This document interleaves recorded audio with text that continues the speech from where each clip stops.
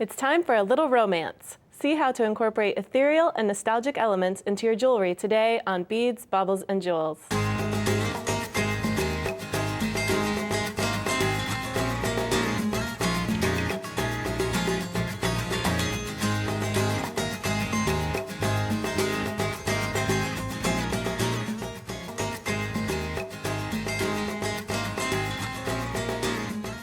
I'm here with Jackie Truty from Art Clay World, and Jackie is showing us how to make this gorgeous necklace out of a quilling technique.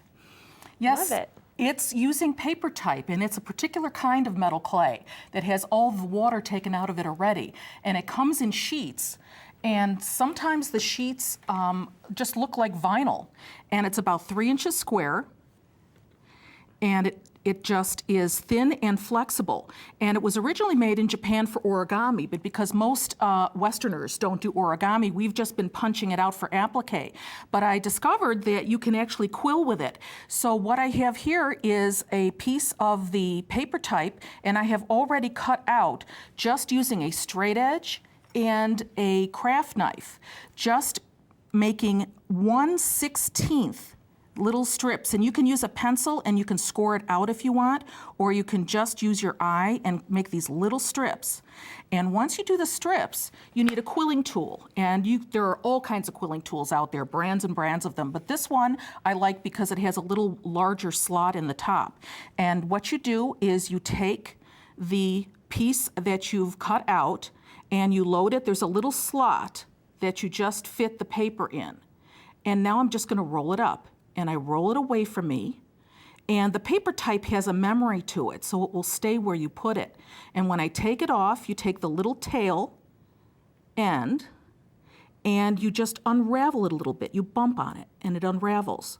And to get it to stay, you just get a little fine paintbrush, because paper type hates water. And if I get too much liquid on this, it will actually dissolve it. So what I do is I just put a little bit of paste type on it, and it will stick. And you take all of your strips, and half of the strips you roll up in little rolls, and half you leave open, and half of those you cut. So the different shapes in quilling are the exact same shapes you use with the metal clay. So this is called a half scroll. This is a scroll where you roll up both ends, and these are just coils. And what you do with the coils then is you take each one and you can pinch them into different designs. So this one I pinched into a teardrop. Right, so then you can combine some different effects all in the same piece. And that's what you do. And the main ones are teardrops and marquee shapes, which is like a gemstone shape. So once you have all of your pieces done, all you do is get one of these, a sheet of nonstick Teflon, and you just start putting your pieces together, and you start building what you want to make. So if I wanted to make this, I would go against here. And you make it first just by putting all your pieces together. And then once your pieces are together in the pattern that you like, then you go back. And you go back, and then what you do is you get that little paintbrush with the paste type, and you join them together. So you're using this as an adhesive, basically. As an adhesive, correct, and you just touch it. You can't use a hairdryer, you can't speed this up, you can't use any heat on this at all because it will make it brittle. So what you have to remember is everything has to touch. So it has to touch in 2 places, up there and then down here. So everything touches everything else to make it strong. Okay, Otherwise, when you fire it, it won't be strong. So what I've done is put all of these pieces, and this is less than 10 grams, so I would have leftovers doing this piece. This is not fired yet. So this is the piece that I did. And so here you've joined all of your pieces together. I've joined all of my pieces together with the paste, and I actually put a little CZ in the middle because you can fire the CZs in the kiln. So everything here is just joined with the paste type. And with the CZ, you just created a little bezel for it. I created a little bezel using metal clay as a collar, and I actually have some here, and they're all ready. They just sit there, and when I need them, I just put them in and then touch the paste to them as well. When you make this, you're actually making it like this, because you can see on the back more of the paste where I've joined it. But after you fire it, when it's fired, then you see the right side. and it's a little bit more pristine. Oh, right, definitely. So this has to just sit and dry on its own. You can use a hair dryer with a cool setting, no heat, just to speed it up a little bit, but you really can't put any heat on it.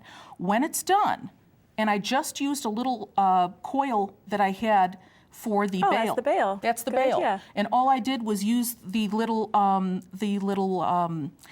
teardrop. And I put that sideways for the bail. I see that now. When it's fired, and this must be fired in a kiln, it can't be torch fired. So it's fired between 1472 and 1600 Fahrenheit in a kiln for about 30 minutes. And you're not sanding this or doing any other No, you don't process touch to it. It's very delicate until it's been very fired. delicate until it's been fired. Even after it's fired, and this is the same piece, the same design after it's Let's take a look fired. at the finished one. This is the same piece after it's fired, and you can see that it's got the same shape except where this big hole is, I actually filled it with the gemstone. After it's fired, it looks white, but where you would take other metal clay pieces and brush them with the stainless steel brush, this one you don't touch because it's still, you could damage it and scratch it. So I put this directly from the kiln into a tumbler, a rotary tumbler. Oh yeah. And it will hold up okay in the tumbler. It holds up for 2 hours, and it actually strengthens it a bit. It's important to use the rotary tumbler because it actually work hardens the silver just a bit, makes it a little bit stronger.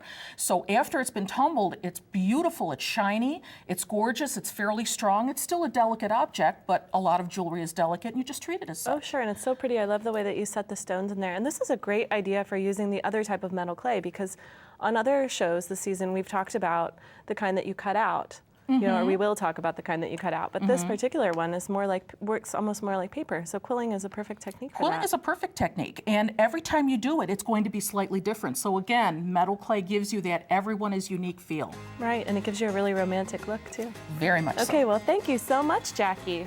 And thank you for watching. I hope you'll stop by next show as we check out the trends for that fashion-forward style. See you then. Instructions for today's projects, plus other ideas, techniques, and information are available on the web at beadsbaublesandjewels.com.